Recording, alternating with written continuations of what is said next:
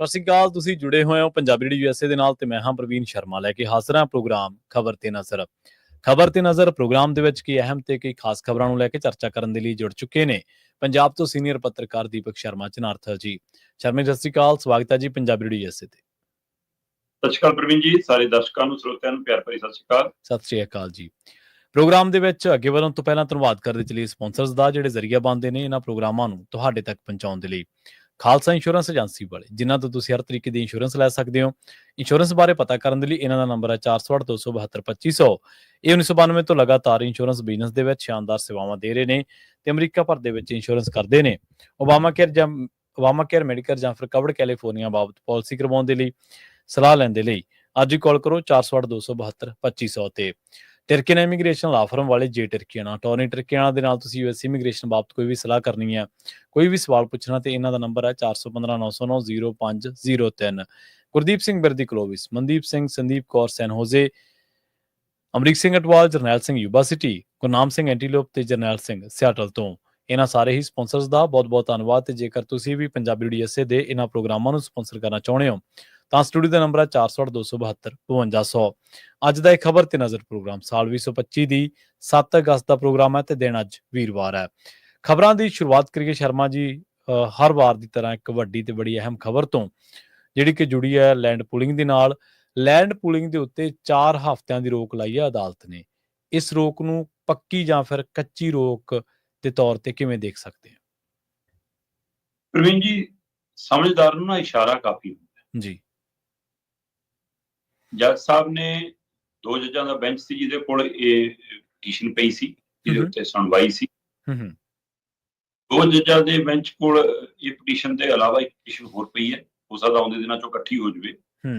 ਪਰ ਸਮਝਦਾਰ ਲਈ ਇਸ਼ਾਰਾ ਇੰਨਾ ਕਾਫੀ ਹੁੰਦਾ ਕਿ ਮਾਣਯੋਗ ਜੱਜ ਸਾਹਿਬਾਨ ਨੇ ਇਸ ਦੇ ਉੱਤੇ ਕਾਨੂੰਨੀ ਤੌਰ ਤੇ ਕੋਈ ਫੈਸਲਾ ਲੈਂਦਿਆਂ 4 ਹਫ਼ਤਿਆਂ ਵਾਲੀ ਰੋਕ ਲਾਉਂਦਿਆਂ ਜਾਂ ਬਾਕੀ ਗੱਲ ਕਰਦਿਆਂ ਉਸ ਨੂੰ ਇੱਕ ਪਾਸੇ ਕਰਕੇ ਨਿੱਜੀ ਤੌਰ ਤੇ ਸਲਾਹ ਦਿੱਤੀ ਸੀ ਪੰਜਾਬ ਸਰਕਾਰ ਨੂੰ, ਉਹਨਾਂ ਦੇ ਵਕੀਲਾਂ ਨੂੰ। ਜੀ ਕਹਿੰਦੇ ਕਿਉਂ ਨਹੀਂ ਵਾਪਸ ਲੈ ਲੈਂਦੇ?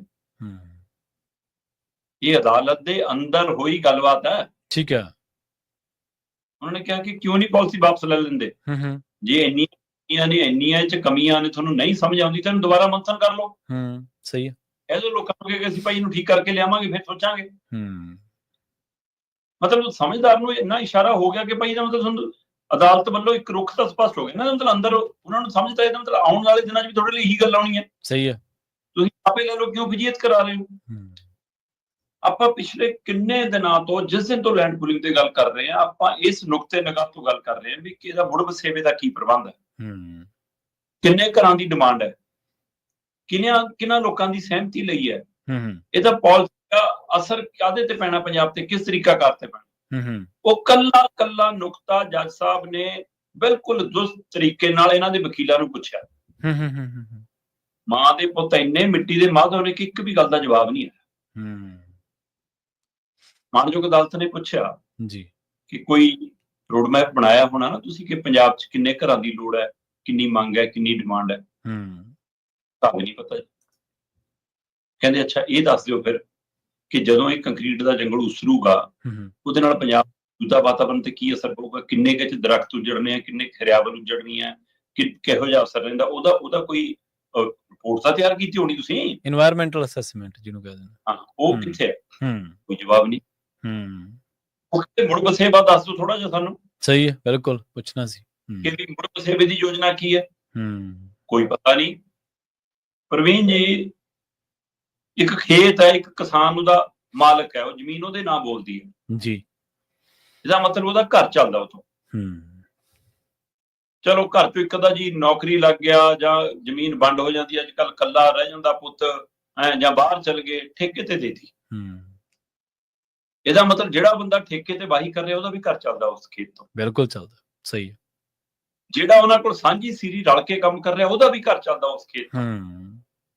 ਜਿਹੜੇ ਜੀਵ ਜੰਤੂ ਕੋਈ ਚਰਦੇ ਨੇ ਉੱਥੇ ਆ ਕੇ, ਹੈਨਾ, ਉਹਨਾਂ ਦਾ ਵੀ ਘਰ ਚੱਲਦਾ। ਜੇ ਉੱਥੇ ਖੇਤੀ ਕਰਨ ਦੇ ਆਧਾਰ ਦੇ ਉੱਤੇ ਉਹਨੇ ਘਰਾਂ 'ਚ 4 ਪਸ਼ੂ ਰੱਖੇ ਨੇ, ਉਹ ਵੀ ਉਸਦੇ ਉੱਤੇ ਨਿਰਭਰ ਨੇ, ਉਸੇ ਜ਼ਮੀਨ ਤੇ, ਉਸੇ ਖੇਤ ਤੇ, ਹੈਨਾ। ਤੇ ਉਹ ਤੋਂ ਬਾਅਦ ਜਿਹੜੀ ਉੱਥੋਂ ਫਸਲ ਨਿਕਲ ਕੇ ਜੇ ਮੰਡੀ ਤੱਕ ਜਾਂਦੀ ਹੈ, ਜਿੰਨਿਆਂ ਰਾਹੀਂ ਹੋ ਕੇ ਜਾਂਦੀ ਹੈ, ਆੜ੍ਹਤੀ ਤੱਕ ਜਾਣ ਤੋਂ ਪਹਿਲਾਂ ਝਰਨੇ ਵਾਲਾ, ਹੈਨਾ, ਮਤਲਬ ਕਿ ਢੋਆ ਢਵਾਈ ਕਰਨ ਵਾਲਾ, ਸਾਰੇ ਉਹ ਸਾਰਾ ਨਿਰਭਰਤਾ। ਸਹੀ ਤੇ ਹੈ 4 ਪੈਸੇ ਆਉਣ ਤੋਂ ਬਾਅਦ ਜੇ ਪਿੰਡ ਵਾਲੇ ਰਾਸ਼ਨ ਵਾਲੀ ਦੁਕਾਨ ਤੋਂ ਰਾਸ਼ਨ ਖਰੀਦਦਾ, ਕਰਿਆਨੇ ਤੇ ਜਾਂਦਾ, ਬਜਾਜੀ ਵਾਲੇ ਤੋਂ ਕੱਪੜਾ ਖਰੀਦਦਾ, ਉਹ ਨਿਰਭਰਤਾ ਹੈ। ਹੂੰ ਪੁੱਛਿਆ ਮਾਣਯੋਗ ਅਦਾਲਤ ਨੇ ਕਿ ਇਹਨਾਂ ਸਾਰਿਆਂ ਦੇ ਮੁੜ ਵਸੇਬੇ ਦੀ ਕੋਈ ਰਿਪੋਰਟ ਹੈ ਹੀ ਨਹੀਂ। ਹੂੰ ਉਹ ਕਹਿੰਦੇ ਚਲੋ ਜ਼ਮੀਨ ਲੈਣੀ ਸੀ, ਤੁਸੀਂ, ਤੁਹਾਨੂੰ ਲੱਗਿਆ ਵਿਕਾਸ ਕਰਨਾ ਹੈ, ਇਹ ਤਰੀਕਾ ਹੈ, ਹੂੰ ਘੱਟਾਂ ਦੀ ਜ਼ਮੀਨ ਲੈ ਰਹੇ ਹੋ, ਉਹਨਾਂ ਨਾਲ ਕੋਈ ਮੀਟਿੰਗ ਕੀਤੀ ਹੈ? ਸਹੀ ਹੈ ਜਿਨ੍ਹਾਂ ਪਿੰਡਾਂ ਦੀ ਜ਼ਮੀਨ ਲੈ ਰਹੇ ਉਹਨਾਂ ਪਿੰਡਾਂ ਦੇ ਨੁਮਾਇੰਦਿਆਂ ਨਾਲ ਕੋਈ ਮੀਟਿੰਗ ਕੀਤੀ ਹੈ? ਕੋਈ ਪੰਚਾਇਤ ਨਾਲ, ਕੋਈ ਗ੍ਰਾਮ ਸਭਾ ਨਾਲ ਕੋਈ ਚਰਚਾ ਕੀਤੀ ਹੈ? ਮੂੰਹ ਚ ਬੋਲੇ ਨਹੀਂ ਹੈਗਾ। ਸਹੀ ਹੈ। ਉਹ ਕਹਿੰਦੇ ਚਲੋ ਸਾਰੀਆਂ ਗੱਲਾਂ ਛੱਡੋ, ਕਹਿੰਦੇ ਇੰਨਾ ਦੱਸ ਦਿਓ ਕਿ ਤੁਸੀਂ ਮੰਨ ਲਓ 23,000 ਏਕੜ ਇੱਥੇ ਲੈ ਰਹੇ ਹੋ, 10,000 ਏਕੜ ਆ ਲੈ ਰਹੇ ਹੋ, 6,000, ਜਿਵੇਂ 65,000 ਏਕੜ ਦੀ ਗੱਲ ਹੈ। ਬੇਸ਼ੱਕ ਇੱਕ ਖਾਸ ਥਾਂ ਨੂੰ ਲੈ ਕੇ 250 ਏਕੜ ਨੂੰ ਆਧਾਰ ਬਣਾ ਕੇ ਪਟੀਸ਼ਨ ਸੀ। ਉਹ ਕਹਿੰਦੇ ਵੀ ਜਿਹੜੀ ਜ਼ਮੀਨ ਦੇ ਉੱਤੇ ਤੁਸੀਂ ਆ ਸਾਰਾ ਕੁਝ ਬਣਾਉਣਾ ਹੈ, ਉਹਦਾ ਰੋਡ ਮੈਪ ਤਿਆਰ ਕੀਤਾ ਤੁਸੀਂ ਕਿ ਕਿੰਨਾ ਪੈਸਾ ਕਿੱਥੋਂ ਆ ਰਿਹਾ, ਕਿੱਥੇ ਲੱਗ ਰਿਹਾ, ਕਿੰਨਾ ਖਰਚਾ ਹੋਊਗਾ, ਉਹਦੀ ਆਰਥਿਕ ਰਿਪੋਰਟ ਕੀ ਹੈ? ਉਹ ਵੀ ਰਿਪੋਰਟ ਨਹੀਂ ਹੈਗੀ। ਸਹੀ ਗੱਲ, ਬਿਲਕੁਲ। ਇਹਦਾ ਮਤਲਬ ਤੁਹਾਡਾ ਏਜੰਡਾ ਜ਼ਮੀਨਾਂ ਹਥਿਆਉਣਾ ਹੀ ਹੈ ਨਾ। ਜੇ ਡਿਵੈਲਪਮੈਂਟ ਤੁਹਾਡਾ ਮਾਡਲ ਹੋਵੇ ਫਿਰ ਤਾਂ ਸਾਰੀਆਂ ਰਿਪੋਰਟਾਂ ਤੁਹਾਡੇ ਕੋਲੇ ਹੋਣ। ਤੁਸੀਂ ਪੈਸਾ ਕਿੱਥੋਂ ਲਿਆਉਣਾ, ਕਿੱਥੇ ਖਰਚਣਾ, ਕਿਵੇਂ ਦੇਣਾ ਕਿਸਾਨਾਂ ਨੂੰ, ਜਿਹਨੂੰ 30,000 ਦੇਣਾ, 50,000 ਦੇਣਾ ਹੈ, ਉਹ ਕਿਵੇਂ ਦੇਣਾ ਹੈ, ਤੇ ਜੇ ਉਹਨਾਂ ਦੇ ਡਿਵੈਲਪਮੈਂਟ ਚਾਰਜ ਲੈਣੇ ਉਹ ਕਿਸ ਰੂਪ ਚ ਲੈਣੇ ਆ, ਜਿਹੜਾ ਤੁਸੀਂ ਪੈਸਾ ਬਣਾ ਕੇ ਉਹਦੇ ਪਰ ਖਰਚਣਾ ਉਹ ਕਿੱਥੋਂ ਆਊਗਾ, ਕਿੰਨਾ ਪਿਆ ਤੁਹਾਡੇ ਕੋਲ? ਕੋਈ ਰਿਪੋਰਟ ਹੀ ਨਹੀਂ। ਕੋਈ ਰਿਪੋਰਟ। ਸਹੀ। ਫਿਰ ਤਿਆਰੀ ਕਾਹਦੀ ਹੈ? ਸਿਰਫ ਸਕੀਮ ਬਣਾ ਲਈ ਕਿ ਇੰਨੇ ਕਿੱਲੇ ਲੈ ਲਓ। ਮੈਨੂੰ ਅੱਜ ਵੀ ਯਾਦ ਹੈ, ਮੈਂ ਦਰਸ਼ਕਾਂ ਨੂੰ ਚੰਗੀ ਤਰ੍ਹਾਂ ਚੇਤੇ ਹੋਊਗਾ, ਜਦੋਂ ਇਹ ਘਰ ਘਰ ਆਟਾ ਪਹੁੰਚਾਉਣ ਵਾਲੀ ਸਕੀਮ ਲੈ ਕੇ ਆਏ ਸੀ ਨਾ, ਕਿ ਕਣਕ ਦੀ ਤਾਂ ਆਟਾ ਦੇਵਾਂਗੇ, ਤਦ ਇਹ ਗਣਾਉਂਦੇ ਸੀ ਕਿ ਸਾਡੇ ਕੋਲ ਮਾਰਕਫੈਡ ਹੈਗੀ ਜੀ, ਆ ਸਾਡੇ ਕੋਲ ਜੀ ਮੰਡੀ ਬੋਰਡ ਹੈਗਾ ਜੀ, ਸਾਡੇ ਕੋਲ ਤਾਂ ਇਹਨਾਂ ਰਾਹੀਂ, ਪਰ ਜੀ ਅਸੀਂ ਕੰਪਨੀ ਨਾਲ ਅੱਗੇ ਠੇਕਾ। ਕੰਪਨੀ ਕਿਹੜੀ ਸੀ? ਉਹ ਦਿੱਲੀ ਦੀ। ਥੈਲੇ ਕੰਪਨੀ ਬਣਾਊਗੀ, ਫੋਟੋਆਂ ਲਾਊਗੀ ਭਗਵੰਤ ਮਾਨ ਦੀਆਂ, ਇੱਕ ਕੰਪਨੀ ਘਰ ਘਰ ਪਹੁੰਚਾਊਗੀ, ਇੱਕ ਕੰਪਨੀ ਪਿਆਊਗੀ। ਨਾ ਨੂੰ ਸਾਡਾ ਸਰਕਾਰੀ ਟੀਮਾਂ ਹੈਗੀਆਂ ਜੀ, ਪਰ ਠੇਕਾ ਦੋਵੇਂ ਨੂੰ ਦਿੱਤਾ ਸੀ। ਉਸੇ ਤਰ੍ਹਾਂ ਜ਼ਮੀਨਾਂ ਲੈਣ ਨੂੰ ਗਵਾਂਡਾ ਗਲਾਡਾ, ਪਰ ਇਹ ਅੱਗੇ ਵੇਚਣੀਆਂ ਸੀ। ਕਮਿਸ਼ਨ ਤਾਂ ਹੀ ਤੁਸੀਂ ਰਿਪੋਰਟ ਨਹੀਂ ਤਿਆਰ ਕੀਤੀ। ਤੁਸੀਂ ਤਾਂ ਸਿਰ ਮੋਟਾ ਦੇਖਿਆ ਕਿ ਇੰਨੇ ਕਿੱਲੇ ਆ ਗਏ, ਇੰਨੇ ਦੇ ਦਾਂਗੇ, ਆਪਣੇ ਪਲਾਟ ਲੈ ਲਾਂਗੇ, ਆਪਣੀ 1 ਨੰਬਰ ਦੀ 2 ਨੰਬਰ ਦੀ ਕਮਾਈ 1 ਨੰਬਰ ਚ ਕਰ ਲਾਂਗੇ। ਸਭ ਫੜੇ ਗਏ। ਤੇ ਮਾਣਯੋਗ ਅਦਾਲਤ ਚ ਕਹਿੰਦੇ ਜੀ ਫਿਰ 2 ਦਿਨ ਦਾ ਸਮਾਂ ਦੇ ਦਿਓ। ਕਹਿੰਦੇ ਅੱਛਾ, ਜਿਹੜਾ ਇੰਨੇ ਦਿਨਾਂ ਚ ਨਹੀਂ ਕੰਮ ਹੋਇਆ 2 ਦਿਨਾਂ ਚ ਹੋ ਜਾਓ।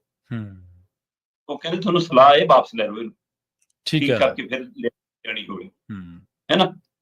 ਪਰ ਨਹੀਂ ਜੀ, ਉਹ ਕਹਿੰਦੇ ਕਿ ਜਦੋਂ ਇਹ ਸਾਰੇ ਤਰੀਕਾਕਾਰ ਤੇ ਸਵਾਲ ਆਇਆ ਕਿ 2 ਹਫ਼ਤੇ ਕੁਝ ਹਫ਼ਤੇ, ਉਹ ਕਹਿੰਦੇ ਕਿ ਨਹੀਂ, ਕਹਿੰਦੇ ਸਾਨੂੰ ਇੰਨਾ ਦੱਸ ਦਿਓ ਕਿ ਜ਼ਮੀਨ ਨੋਟੀਫਾਈ ਕਿਉਂ ਕੀਤੀ ਹੈ? ਨਹੀਂ ਜੀ, ਉਹ ਤਾਂ ਉਹੀ ਕੀਤੀ ਹੈ। ਉਹ ਕਹਿੰਦੇ ਜਦੋਂ ਰਿਪੋਰਟ ਹੀ ਨਹੀਂ ਕੋਈ ਤਿਆਰ ਸੀ, ਨੋਟੀਫਾਈ ਕਿਵੇਂ ਕਰ ਲਈ? ਨਹੀਂ ਜੀ, ਉਹੀ ਕੀਤੀ ਹੈ। ਉਹੀ ਸ਼ਬਦ ਕੀ ਹੁੰਦਾ ਮਤਲਬ? ਸਹੀ ਹੈ, ਜਵਾਬ ਨਹੀਂ ਸੀ ਕੋਈ। ਉਹ ਕਹਿੰਦੇ 2-4 ਦਿਨ ਛੱਡੋ, ਤੁਹਾਨੂੰ 4 ਹਫ਼ਤੇ ਦਿੱਤੇ। ਠੀਕ ਆ, 4 ਹਫ਼ਤਿਆਂ ਲਈ ਰੋਕ ਹੈ, ਉਹ ਤੋਂ ਬਾਅਦ ਆਇਓ।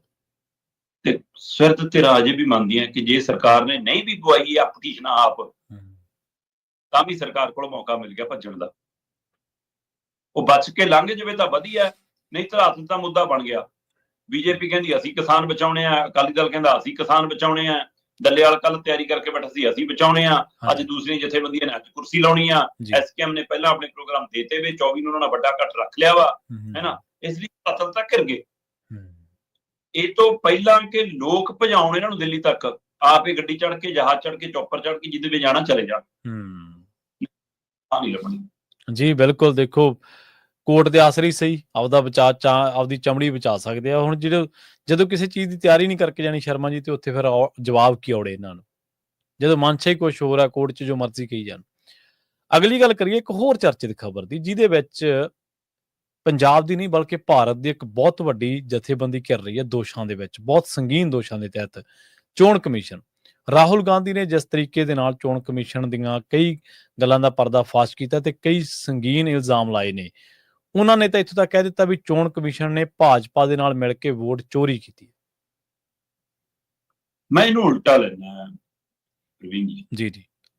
ਲੱਗਦਾ ਕਿ ਭਾਜਪਾ ਨੇ ਚੋਣ ਕਮਿਸ਼ਨ ਨਾਲ ਮਿਲ ਕੇ ਵੋਟਾਂ ਚੋਰੀ ਕੀਤੀ, ਕਿਉਂਕਿ ਵੋਟਾਂ ਦੀ ਲੋੜ ਭਾਜਪਾ ਨੂੰ ਸੀ, ਚੋਣ ਕਮਿਸ਼ਨ ਨੂੰ ਨਹੀਂ। ਉਹ ਤਾਂ ਹਥਿਆਰ ਹੈ, ਉਹ ਕਿਸੇ ਸਮੇਂ ਇੰਦਰਾ ਨੇ ਵੀ ਵਰਤਿਆ, ਰਾਜੀਵ ਨੇ ਵੀ ਵਰਤਿਆ ਉਹ ਹਥਿਆਰ, ਸਹੀ ਹੈ ਨਾ। ਤੇ ਪਰ ਹੁਣ ਵਿਰੋਧੀ ਧਿਰ ਚ ਨੇ ਇਹ ਤਾਂ ਇਹਨਾਂ ਨੂੰ ਦੇਖੋ, ਇਸ ਮੌਕੇ ਚੋਣਾਂ ਨੂੰ ਲੈ ਕੇ ਸਭ ਤੋਂ ਵੱਡਾ ਮੁੱਦਾ ਜਿਹੜਾ ਰਿਹਾ ਉਹ ਰਿਹਾ EVM ਦਾ। ਸਹੀ ਹੈ ਕਿ EVM ਰਾਹੀਂ ਜੀ ਵੋਟਾਂ ਨਾਲ ਛੇੜਖਾਨੀ ਹੁੰਦੀ ਹੈ ਜੀ। ਉਸ ਮਸਲੇ ਦੇ ਉੱਤੇ ਲਗਾਤਾਰ ਖੇਤਰੀ ਪਾਰਟੀਆਂ ਜਿਹੜੀਆਂ ਹਾਰ ਜਾਂਦੀਆਂ ਸੀ, ਰਾਸ਼ਟਰੀ ਪਾਰਟੀ ਵਜੋਂ ਕਾਂਗਰਸ ਜਦੋਂ ਹਾਰ ਜਾਂਦੀ ਸੀ ਤਦ EVM ਦਾ ਰੌਲਾ ਪਾਉਂਦੀ ਸੀ, ਤੇ ਬੀਜੇਪੀ ਨੇ ਇਹਨੂੰ ਜਚਾਤੀ ਗੱਲ ਕਿ ਜੀ EVM ਉੱਤੇ ਇਹ ਬੇਮਤਲਬ ਸਵਾਲ ਖੜਾ ਕਰਦੇ ਜੀ ਜੀ। ਜਦੋਂ ਕਿ ਕੌੜੀ ਸੱਚਾਈ ਇਹ ਹੈ ਕਿ EVM ਤੇ ਸਭ ਤੋਂ ਪਹਿਲੀ ਉਂਗਲ ਅਡਵਾਨੀ ਨੇ ਰੱਖੀ ਸੀ। ਸਭ ਤੋਂ ਪਹਿਲਾਂ EVM ਦਾ ਵਿਰੋਧ ਕਰਨ ਵਾਲੀ ਭਾਜਪਾ ਸੀ, ਕਿਉਂਕਿ ਉਸ ਸਮੇਂ ਬਾਹਰ ਸੀ। ਜਦੋਂ ਉਹ ਸੱਤਾ ਚ ਆ ਗਈ ਤੇ ਹੁਣ ਉਹ EVM ਦਾ ਗੁਣਗਾਨ ਕਰਦੀ ਹੈ ਤੇ ਵਿਰੋਧ ਕਰਦੇ ਨੇ, ਮਤਲਬ ਕੁਛ ਤਾਂ ਖੇਲਾ ਹੈਗਾ। ਫਿਰ ਮਸਲਾ ਆਇਆ ਵੋਟ ਸੁਧਾਈ ਦਾ, ਕਿ ਵੀ ਆ ਬਿਹਾਰ ਵਾਲਾ ਫਾਰਮੂਲਾ ਦੁਨੀਆ ਦੇਸ਼ ਭਰ ਚ ਲੈ ਕੇ ਜਾਣਗੇ ਤੇ ਉਹ ਵੋਟਾਂ ਨੂੰ ਟਾਰਗੇਟ ਕੀਤਾ ਜਾ ਰਿਹਾ ਜਿਹੜੀਆਂ ਉਹਨੂੰ ਲੱਗਦਾ ਕਿ ਸਾਨੂੰ ਪੈਂਦੀ ਹੀ ਨਹੀਂ ਕਦੇ ਜੀ। ਮਾਨਯੋਗ ਸੁਪਰੀਮ ਕੋਰਟ ਨੇ ਪੁੱਛਿਆ ਕਿ 65 ਲੱਖ ਵੋਟਾਂ ਕੱਟੀਆਂ ਕਿ ਮੈਨੂੰ ਤਾਂ ਦੱਸ ਦਿਓ, ਉਹਦਾ ਸਭ ਪੁੱਛ ਲਿਆ। ਤੀਜਾ ਤਰੀਕਾ ਇਹ ਹੈ ਰਾਹੁਲ ਗਾਂਧੀ ਦਾ, ਜਿਹੜਾ ਉਹ ਕਹਿੰਦਾ ਕਿ ਜਿਹੜੀਆਂ ਇਹਨਾਂ ਨੂੰ ਪੈਂਦੀਆਂ ਉਹ ਕਈ ਥਾਂ ਪਵਾਉਂਦੇ ਨੇ। ਮਤਲਬ 3 ਤਰੀਕਾਕਾਰ ਹੋ ਗਿਆ ਜੀ। EVM ਤੋਂ ਵੋਟ ਸੁਧਾਈ ਤੋਂ ਬਿਲਕੁਲ ਵੱਖਰਾ ਜਿਹੜਾ ਚੋਣ ਚੋਰੀ ਦਾ ਫਾਰਮੂਲਾ ਸਾਹਮਣੇ ਲਿਆਂਦਾ ਵਿਰੋਧੀ ਲੀਡਰ ਨੇ ਰਾਹੁਲ ਗਾਂਧੀ, ਉਹਨਾਂ ਨੇ 1 ਘੰਟਾ 11 ਮਿੰਟ ਚ 22 ਪੇਜਾਂ ਦੀ ਡਿਜੀਟਲ ਤਰੀਕੇ ਨਾਲ ਇੱਕ ਰਿਪੋਰਟ ਰੱਖੀ।